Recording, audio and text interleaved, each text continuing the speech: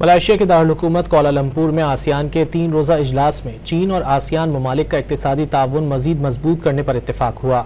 अमरीकी टैरिफ पर आसियान ममालिक के वज़ीर ख़ारजा ने तशवीश का इजहार भी किया। फ़रीक़ैन ने फ्री ट्रेड एरिया मुआहदे पर मुज़ाकरात मुकम्मल कर लिए हैं, जिस पर रवां साल के आखिर में दस्तखत मुतवक्के हैं। ये इजलास एक ऐसे वक्त में हुआ जब सदर डोनाल्ड ट्रंप ने 6 आसियान ममालिक पर 25 से 40% तक के नए तिजारती महसूलात आयद करने का ऐलान किया था।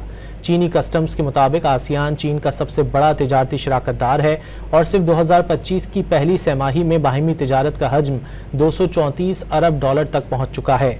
वाज़ेह रहे कि मलेशिया के वज़ीर आज़म अनवर इब्राहिम ने इजलास की इफ्तिताही तकरीब से खिताब के दौरान ट्रंप टैरिफ को मद्देनज़र रखते हुए कहा, टैरिफ बरामदी पाबंदियाँ और सरमायाकारी की रुकावटें अब जोग्राफियाई सियासी रकाबत के तेज़ तरीन हथियार बन गए हैं।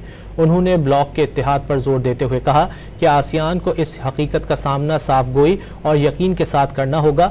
मुतादिद रुकन ममालिक ने आसियान की इक्तिसादी तरक्की और इस्तेहकाम पर यकतरफा टैरिफ इक़दामात के असरात पर तशवीश का इजहार किया।